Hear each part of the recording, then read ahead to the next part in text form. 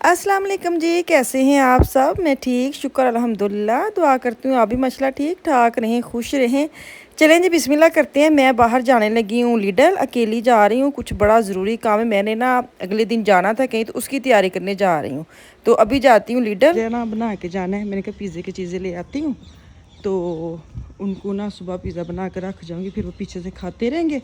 हम बगैर टेंशन के जहाँ जा रहे हैं ना, वहाँ हम होके वापस आ जाएंगे।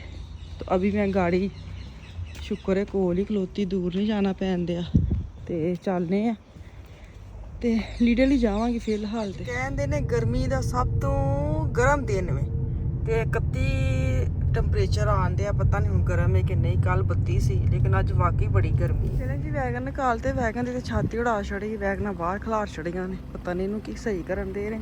मैं ਇਹਦਾ मतलब है कि काफ़ी देर बाद इस लीडर च आई हाँ। ਤੁਸੀਂ तो हिसाब ला लो मैं किन्नी जान कतरानी हाँ कि मैनू ना ही जाना पे।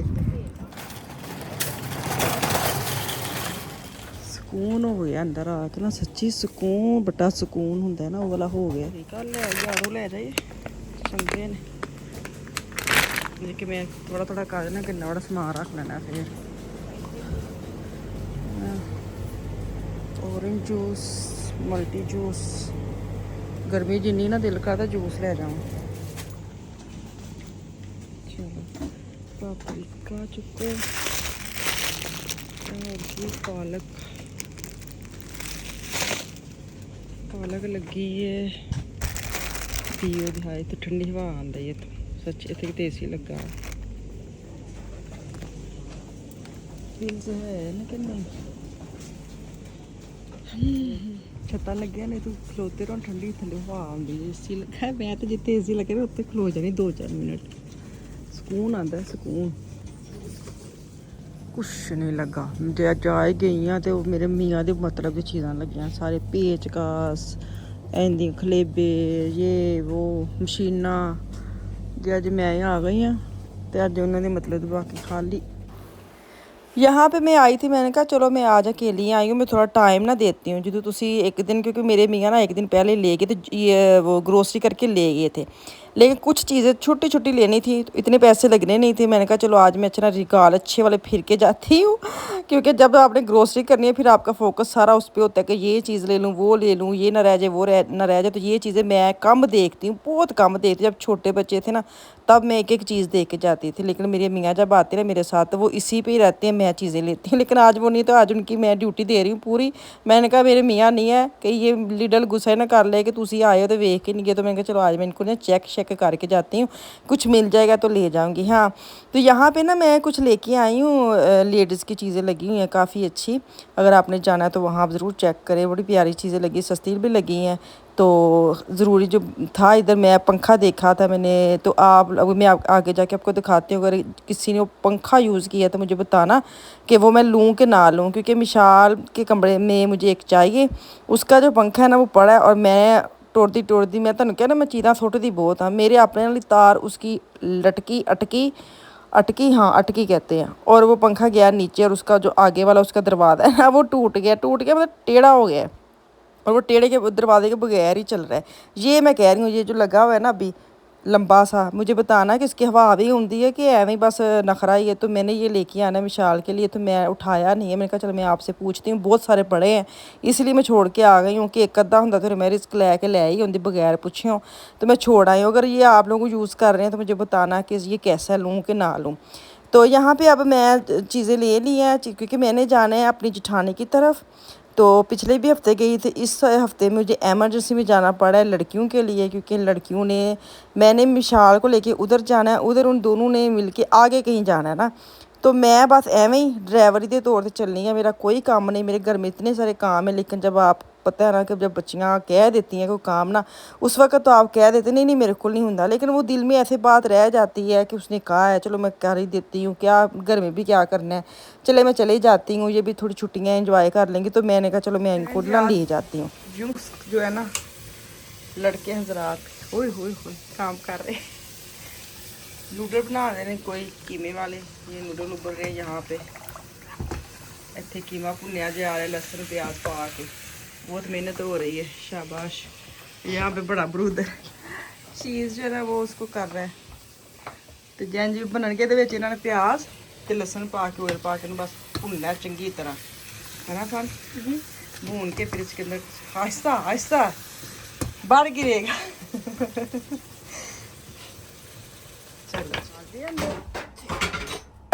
एक अंदर डाल दिए हाँ चलो जी 2 डिश तैयार की है, एक उबल के रख रही है, एक ये है। ये नहीं डालना मान, ये बच गए हाँ।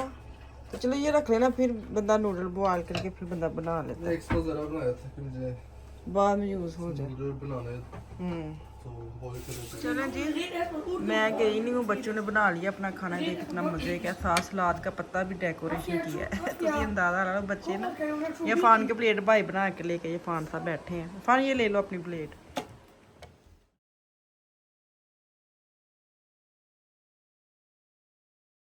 12:30 हो गए, मैंने ये खा ली है चेरी, साथ में बना रही हूँ आलू गोश्त। लाइट चला लूँ तो मेरे मियाँ गए हुए थे नाश्ता लेने, तो 1 मिनट बेल हुई है, बेल हो गई बेल।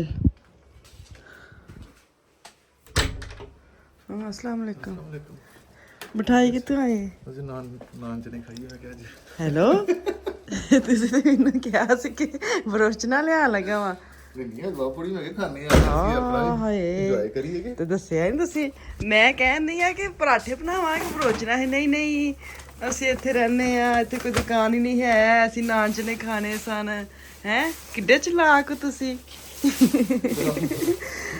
ਵਾਹ ਵਾਹ ਜੀ ਵਾਹ ਵਧੀਆ। ਕੁੜੀਆਂ में ज्यादा नहीं आने 5 ਆਣੀ ਨਹੀਂ ਉਹ ਸਹੀ ਐ, ਐਵੇਂ ਨੀਂਦ ਹੀ ਆਣੀ ਹੈ। ਇਹ ਤੇ ਬੜੇ ਮਜ਼ੇਦਾਰ ਗਰਮ ਗਰਮ ਨਾਨ, ਹਲਵਾ ਪੂਰੀਆਂ ਤੇ ਹਲਵਾ ਤੇ ਮਿਠਾਈ ਤੇ ਚਨੇ। ਤੁਸੀਂ ਤੇ ਵੀਕਐਂਡ ਦਾ ਮਜ਼ਾ ਦੁਬਾਰਾ ਕਰ ਛੜਿਆ ਹੈ ਨਾ ਜੀ। ਨਾਨ ਚਨੇ ਆ ਗਏ, मैंने कहा ਅੱਜ ਤੇ ਫਿਰ ਮਜ਼ਾ ਹੀ ਆ ਗਿਆ ਹੈ ਨਾਨਾ ਦਾ। ਤੇ नाना मैं करनी है, नाना ਤੁਹਾਡੇ ਨਾਲ शेयर करनी। अच्छा गए सन अपनी एक सवारी लैके, तो रस्ते 'ਚ ਮੈਨੂੰ ਫੋਨ ਕਰਨ ਦੇ ਨੇ ਕਿ नाश्ता की करना है आज वीकेंड है, इंज वे उंज वे। तो बड़े दुखी हुए थे ना, तो मैं क्या सही है, मैंने कहा भी आप जाके ना खाएं एक दफ़ा। वो इधर एक शॉप में जाऊंगी, विज़िट करूंगी, मैं आपके साथ शेयर करूंगी। मैं बड़ा बेचारा ने कह कि आप चले जाएं, चले। हाँ मुझे तो हम समझ नहीं आती करना की। चला दें तुम वेख के आए हो। चलो जी ਅਸੀਂ ਵੀ ਪਹਿਲੀ ਵਾਰੀ ਖਾਣਾ ਹੈ, ਤੇ ਫਿਰ ਤੁਹਾਨੂੰ ਹੁਣੇ ਹੀ ਪਤਾ ਲੱਗ ਜਾਏਗਾ ਅੱਛੇ ਨੇ ਬੁਰੇ ਨੇ।